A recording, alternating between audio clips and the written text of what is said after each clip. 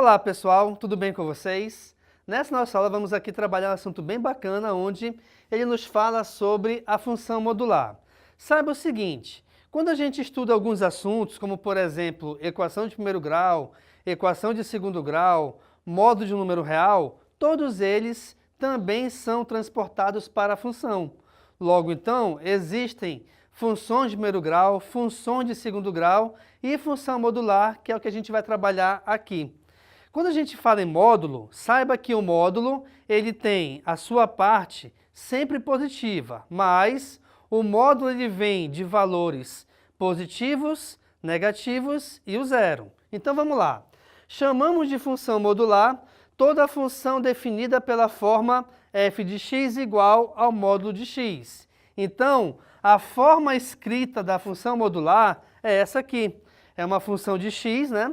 Onde ela ela é igualada, aliás, ao módulo de x. Ou seja, esse x ele está dentro do módulo, mas saiba que o x aqui ele é só uma figura, por exemplo, né? Só um exemplo. Por quê? Porque eu posso ter qualquer expressão algébrica dentro do módulo, tá bom? Então, o que acontece? Vamos lá. O que aplicando a definição de módulo se reduz ao seguinte. Uma função de x será igualada ao módulo de x quando acontecer duas situações. Primeira delas, eu vou chamar de x se o x for maior ou igual a zero. E eu vou chamá-la de menos x se o x for menor que zero. Por que isso? Porque o módulo ele tem três situações. Eu possuo o módulo de um valor positivo, eu possuo o módulo de um valor negativo e eu possuo o módulo do zero, tá bom? Então, por isso que eu tenho valores maiores que zero, iguais a zero e menores que zero. Vamos aqui ao seguinte exemplo, olha só. Observe a função f de x igual a 2x menos 6. Como eu falei anteriormente, esse x aqui é só uma figura, porque eu posso ter e vou ter também expressões algébricas dentro do módulo, tá bom? Então, nós temos que f de x é igual ao módulo de 2x menos 6. E aí, para essa função, devido a ela ser uma função modular, nós temos duas situações diferentes, que são, primeira delas, essa função será igual a 2x menos 6 se esse 2x menos 6 for maior ou igual a zero. E aqui tem uma explicação aqui ao lado que eu vou já te falar o porquê, tá bom? E essa mesma função será menos 2x menos 6 entre parênteses se 2x menos 6 for menor que zero. Só um detalhe, por que essa expressão está dentro dos parênteses? Porque ela vai ser trocada o seu sinal. E quando a gente troca o sinal, eu devo trocar o sinal da função toda ou da expressão toda. E se de repente nós não colocarmos aqui o parênteses, vai ficar menos 2x menos 6. Ou seja, a princípio é como se o negativo valesse somente por 2x. O que não é verdade, tá bom? Então vamos lá. A partir daqui, onde eu tenho 2x menos 6, que é maior ou igual a zero, eu tenho que achar o valor numérico que vai me determinar essas duas possibilidades. Então veja, nós temos aqui uma inequação, certo? Porque eu não tenho mais igualdade, eu tenho agora uma desigualdade. Ok. Mas o modo de resolver é idêntico ao de uma equação. Isso quer dizer o seguinte, eu devo pegar todos os números e jogá-los para o segundo membro. Aqui nesse caso, eu tenho somente o menos 6. Então, o 6, que aqui é negativo, virá para o segundo membro da equação positivo, onde vai ficar 2x maior ou igual a 6. Beleza. Além disso, eu devo também isolar a nossa letra, que aqui nesse caso é o x. Verifique que aqui nós temos 2x. O que isso quer dizer? Quer dizer que quando nós temos número e letra juntos, embora não apareça, entre eles existe uma multiplicação.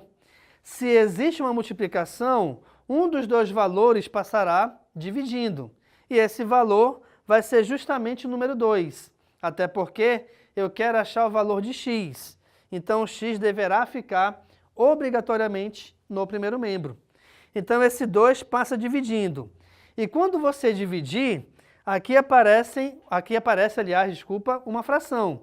E para essa fração eu tenho duas possibilidades. Ela pode ter uma divisão exata ou não. Então a gente vai verificar o seguinte: é possível dividir 6 por 2 de forma exata? Sim. 6 dividido por 2 é 3. Então eu tenho que x é maior ou igual a 3.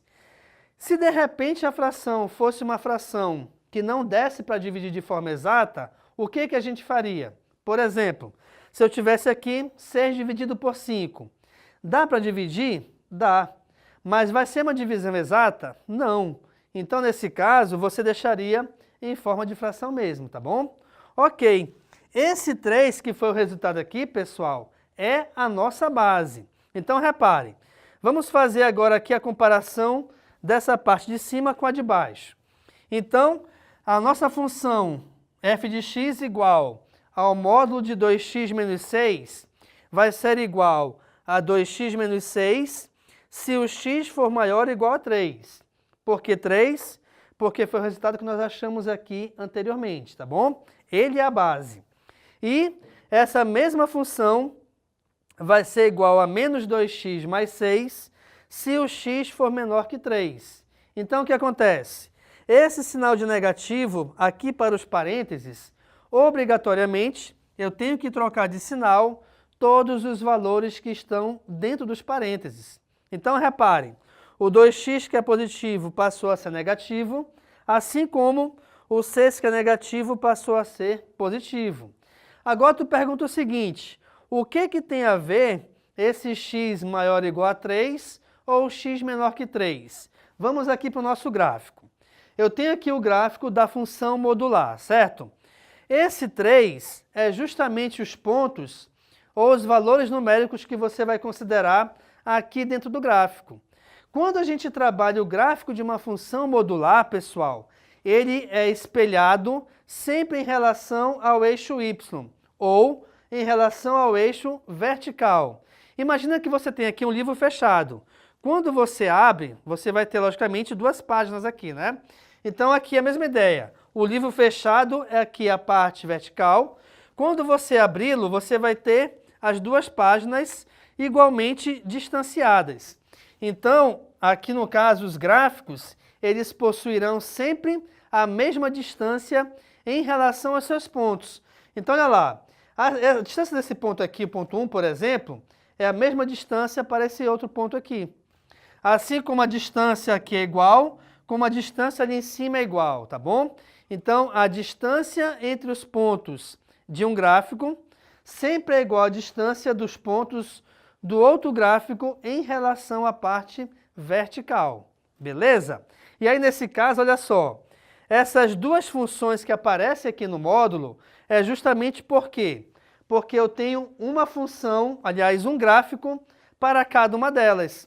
Então, eu vou ter um gráfico para a função 2x menos 6 e vou ter um outro gráfico para a função menos 2x mais 6. E aí, como é que a gente faz para obter esse gráfico? Eu vou justamente trabalhar com os valores aqui que eu achei. Quando você pegar qualquer valor numérico igual a 3 ou maior do que ele, você vai achar o gráfico da função de cima.